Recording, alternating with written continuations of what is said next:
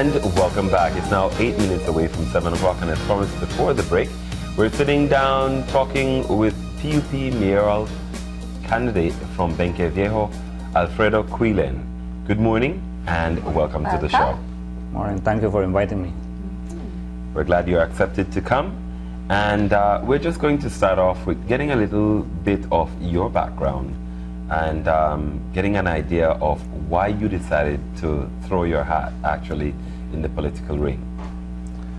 Before we start with that, I'd like to wish a pleasant good morning to my wife, my rest of my family, my brother and my mother. My brother-in-laws have been very supportive. Dr. Lesbia Guerra, who has been right behind us from the very start, and her team, no? Coming back to your question, well, you know, it took me a while to decide. It was a dream of mine, but the time wasn't right. And I have, the good thing is that I have a good secretary at home. My wife, we have been together for the past 26 years, married, I have 2 children, 20 and 25. And my profession basically has helped me to contact quite a number of people. I grew up in Benque Viejo. I've seen the growth, the expansion, but not the progress. And I've been, you know, working as a teacher, high school teacher for 24 years now. I'm 51.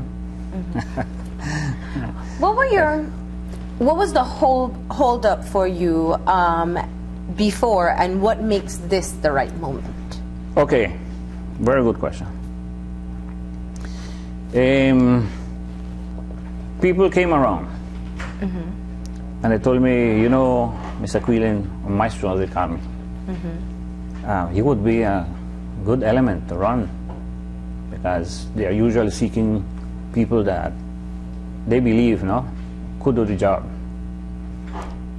But at the moment, it wasn't. The UDP were going strong, and under the advice of my wife, she used to tell me, listen, it's not time yet. It doesn't look like it's going to work your way. So it was a dream of mine to eventually serve the people of Benque. And this is the opportunity. One day we sat having lunch, and she told me, you know, I think this is the time.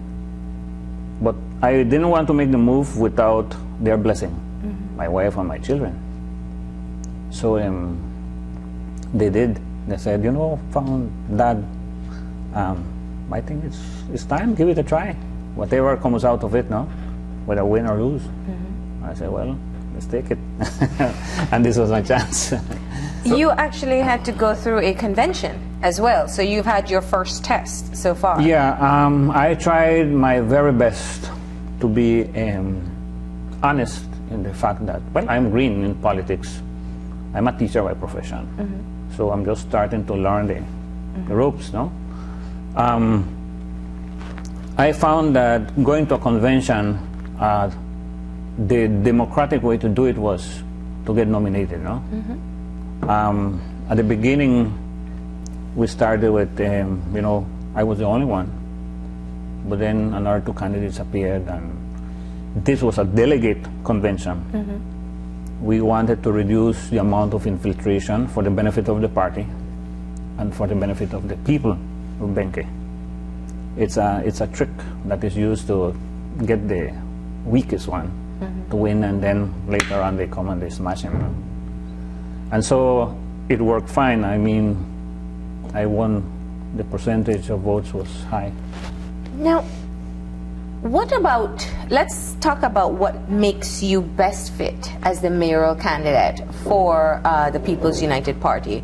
What particular qualities or characteristics do you say that you possess that will make you a great leader of your municipality? Well, there are quite a few things that I can say speaking on my behalf. First of all, as I mentioned, I'm 51 years old and not a kid anymore. So at this point, at least in my life, I have realized that running for this post is very important. It carries a lot of responsibility. Also, I've been living in Benque all my life. Out of 5 brothers, I'm the only one who doesn't hold a U.S. citizenship because I never felt like leaving. The next thing is that I've seen, as I said before, the expansion of Benque, but not the progress, which is very important to differentiate. And I've been with my people, I've been in Benque. They can't come and tell me, you know, another story because I've been around, I've walked the streets. I know a lot of people. My classrooms, for example, I see when they come in and they have needs.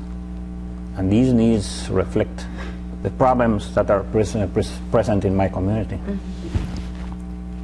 Now, when you talk about, because you talk very strongly about your family and also being a teacher, what has been the conversation like with the people as you hit the campaign trail? Well, you know, one of the problems they always will tell me about is to be firm. And in that respect, I don't have a problem. I believe I have a strong character, which I myself, I always tell my students that your worst enemy is yourself. I have had to fight with it. But I need to be prudent and intelligent in this respect because it's a town that will take charge. It's important that we realize these things, no? And as you were saying, no? It's something that my community needs. I mean, needs someone that will take charge. In my person, my qualities, I believe that I've lived enough in years in town to be able to see that there's a need for someone with a character that will come in and not just be played around with. And I've made it very clear. First of all, on our manifesto, there's the first one is an audit. And I've actually I've said it over radio that I want the books to be clear when I walk in, because anyway, these people, yes, they are running against me. It's true, they're doing their campaigning, but in the end, they're still Benqueños. All right.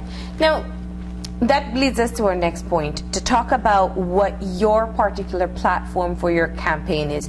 You're starting off with essentially having a clean slate, understanding where the previous council would have left you. But what would be some of the important areas that you need to address, or that you're promising in your campaign to address? Oh, okay. Now, Benque, first of all, we need to understand that it has been neglected for 15 years because the UDP has been in power for 15 years. So now, I am not the type of person that will be making promises that I will not fulfill. I'm not that type of person. I've made it very clear to everyone. When I give you my word, is because I'll back it up. So here, people are having a need, I mean, in development. And we don't know at this point, I'll honestly tell you, we don't know how we're going to find the town board. They are not very clear in transparency. And so basically, what they really want is simply a change, they tell us. The infrastructure problem has been around for years now. Suddenly, elections are coming and things are starting. Yes, that is true, but they don't mention the fact that these are projects that have been sponsored by institutions such as the European Bank and so on. And we proposed, this was the plan, to treat everyone with fairness. also to look at possibilities, because that is very important. People want a dream. They want to see a future. And Benque Viejo is a border town and has nothing to show. And on our platform, we have promised, basically looking at our needs. For example, we don't have a hospital.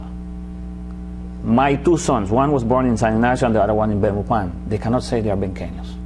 We live there, it's true. But most people have this problem.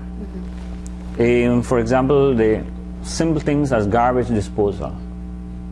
People have been complaining, they pay for it, but the truck never arrives. And so they are simple issues, but I believe the problem is mismanagement. They ran it for 15 years, they thought it would never end.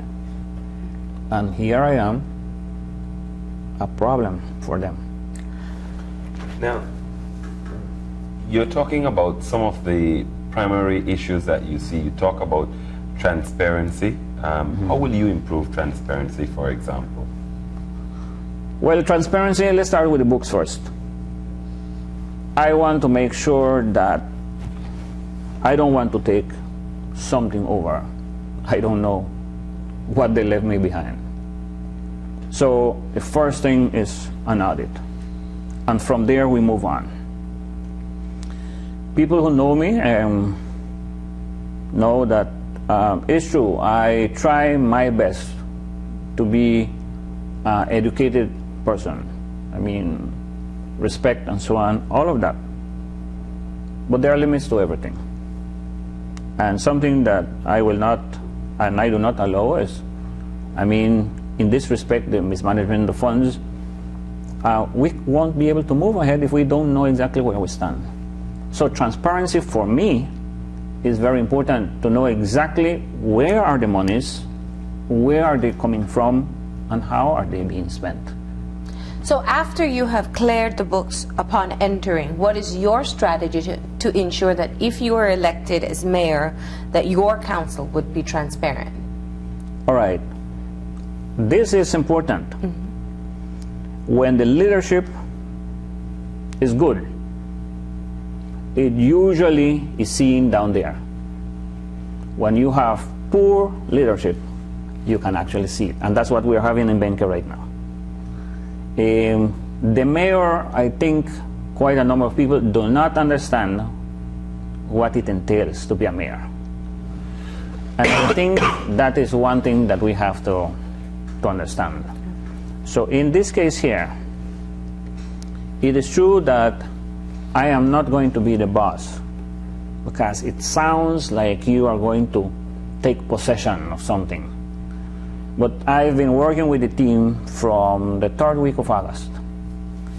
And the reason why we did this is because I want them to know me personally, and I need to know them also. Their strengths, their weaknesses, and I want them to know me, because if we take the municipality, I want them to be happy working with me. And in the process, I've made it very clear that I would, and the people expect them to work also. So that's a part of transparency. Yeah. Because that's one of the complaints. The councillors just come in collecting, and simply you don't see them again until next month. And so the team, we have I've gotten to know these guys, and some of them are surprisingly hardworking. And I like the team. I finally got to the point where I like my team. Now, obviously financing the work that needs to happen in the municipality will be one of your greatest challenges, given the fact that the central government is from the United Democratic Party. How do you propose to actually get funds to do the work, whether it's infrastructural or otherwise, that needs to be done in Benque? I think we need to work intelligently. First of all, we need to determine where we stand. Once the audit and everything is done, we need to know where we stand. Where our money is coming from, how are they being used or were being used, and then restructure the whole thing. Some people take the town board as a source of employment for basically everyone. That should not be the case. I mean, they have so many employed that are basically not doing anything. Okay, so that's a problem. The next one is funding. There's an entry fee, the axle fee that is called, because the border is right there. And we have other sources. But that might not be enough. So we need to look at other sources. Now, I've been, as we walk the streets, I met other people. And some of them, fortunately, are foreigners. They live in our country and live in Benque, but are from other countries. And one of them told me, we have investment plans, but we are not going to invest 1 cent under this administration. We are waiting for the change. And if you win, then I think we can work it out with you. In other words, they are looking at transparency. You know, these guys, quite a number of them are well educated. I mean, they didn't come and overnight decide, oh, Mr. Kuylen is going to be the man to do this. They more than likely studied me already. And so they know where I stand. I mean, I honestly tell them I don't have nothing to hide. And if you want to find out something more about me, just go ahead. Now, so what you're saying is a part of what you'll be able to do is, one, build confidence so that you can attract more investment within the municipality. Also, we center ourselves on tourism. Well, we have San Antonio, it's right around the corner. And Benque is a laid-back town, you know, old Benque. It has quite a number of historic buildings. But we would also like to attract local tourism. And to do that, we want to build confidence in security. I myself go around and through my students also tell them, listen, we have to provide anyone who walks into our town with security. Leave them alone. Don't bother them. Be nice. You know, so you sell the town as a product. So, and we have a river right beside it. You know, the Mopan River is flowing right beside it. And there are projects that have already been worked on, but you need, you know, to have this interest. You have to have this love for your town to be able to promote these things. So a big part of what you see is also cultivating civic pride to develop a tourism product that includes Benque Viejo? Oh yes. I am a very proud Benqueño. I'm a very proud Belizean. And if it was a girl, Benque would be my girlfriend. To put it that way. I have loved that town ever since. I never left. I've been there, and God willing, that's where I want to stay. Nice. Now, you've had the opportunity in your campaign to move around the homes in Benque Viejo town, speaking with people and finding out what their greatest needs are. So let's talk about some of the things that you have been hearing from Benqueños that are important to them from their council. Jobs, opportunities. They want equal opportunities. Right now, they are working on the projects under the UDP administration. And yes, they're working on the drains and all that. This is, we all see it as part of the political process. But only UDPs get employed. And so that is really a factor because Benque needs development. But in my perspective, I want development to be of benefit to everyone. I have told them already. I walk into their homes and I tell them. Because some people have told me, wow, this house, PUP has never visited me before. I said, well, this is a different group. This is a different team. And why I do it, because I told you at the beginning that I'm a teacher. And I've been there 24 years. So basically, the house I skip, I might have students in there, or past students, who might feel, well, he never bothered to visit me. So it's very, very important. Jobs, they want equal opportunities, they want access to scholarships, and basically, and also, Benque Pride beautify the town. Actually, one of the aspiring councillors on our team is a veteran who ran twice with the UDP. But he made his decision to come over because he never saw a future with them. So that speaks for him. Now, what you're speaking about is something very important. We see it in all over the country, and you're talking about job opportunities, but tying them into moving away from the party politics, political favor type of situation. Is that something that you plan to change if you're elected into office? Yes. In other words, will somebody who supports the United Democratic Party be able to get a job if you are elected as mayor? Well, I have no other choice. If I'm vying, this is one of the things that I said at the very beginning, is being impartial. And as I said, I have students coming from UDP families and PUP families.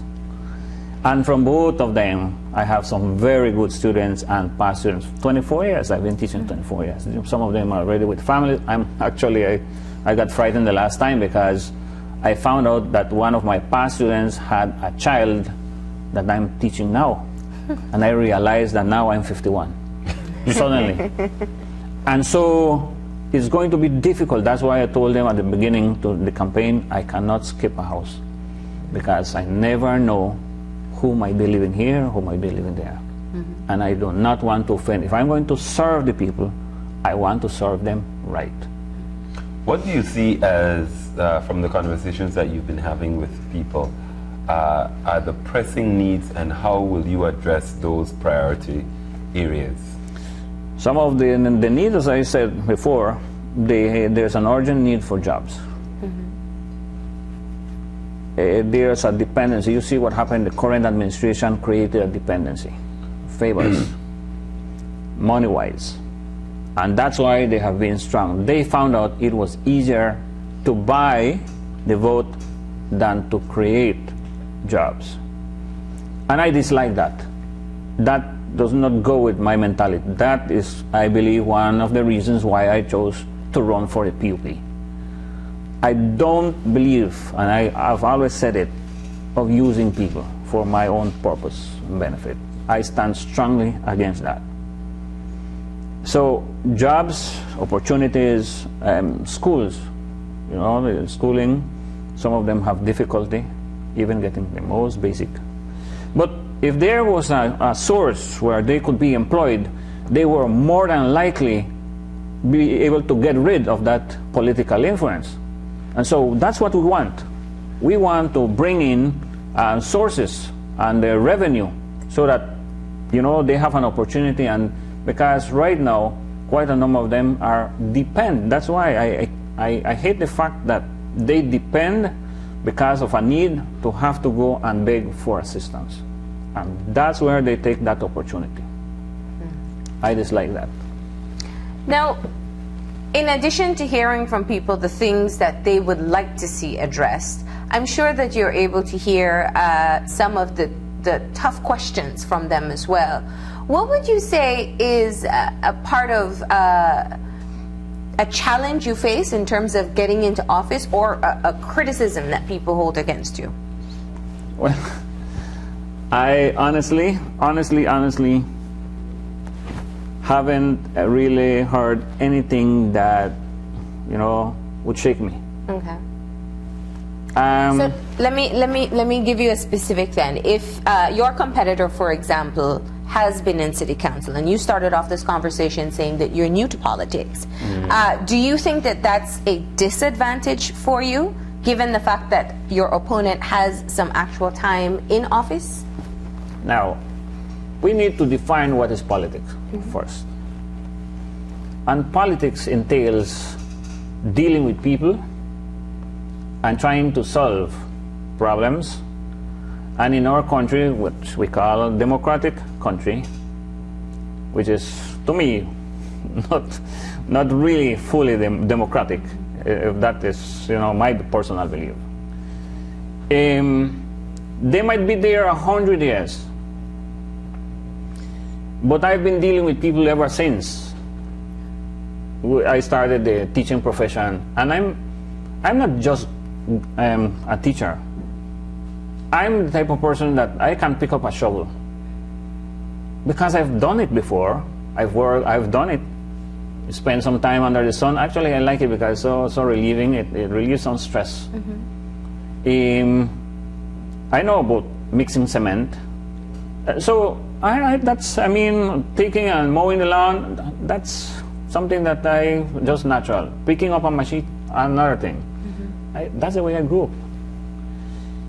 They can be there for 100 years and they can say, they know this and that. But I believe in my capacity. And I know that anything they learned from the books, I can also do. I hold a bachelor's degree in IT, information technology, and an associate degree in business from St. John's Sixth Form. But that really, you can have the document that stays so and so, but are you really capable of doing this? I believe in myself. I believe that at this point, I am more than capable. But what is more important is that I want people to have faith. They need to understand that from day one, I'm not going to get everything, but I definitely need to do my homework, which means that I need to get things going, first day, second day, and so on. And that's the way they started. Even in the teaching profession, once your first day will shock you, are nervous, and then you get the hang. I've always said, I can tell when you are going to be a teacher after 3 years. If by the third year you can't make it, you won't be a teacher. Sorry. And I believe that this is the case. Okay. Right. Now, let's get you to talk specifically about the team that you have surrounding you and the strengths of those individuals that you said you had spent considerable time getting to know them and for them to know you. What have you found out about your team that will position the entire team to serve the town of Benque in the best possible way? They all bring different characteristics and strengths. But I believe that in my experience, I have with good leadership, we can really exploit all of this because, for example, under the sun, some of them have proven to be very hardworking. They're not afraid to pick up a shovel. They are not afraid to, cut here and cut there and stay under the sun for long hours. They're not afraid of that. And we have one woman in the group, and she's also tough. The reason why I had to do this, actually you just saw it previously, Araceli, Colocha, yes. The reason why I did this is because I have a bad habit of, I want to see who you are if I'm going to work with you.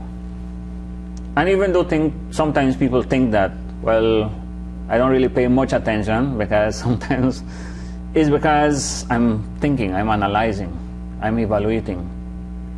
At the end of the day, I know who I can trust with what, who has the strengths where. And so in that perspective, I also had them know me because I want them to know who they will be working with. So I've tried to show them that, yes, I'm patient.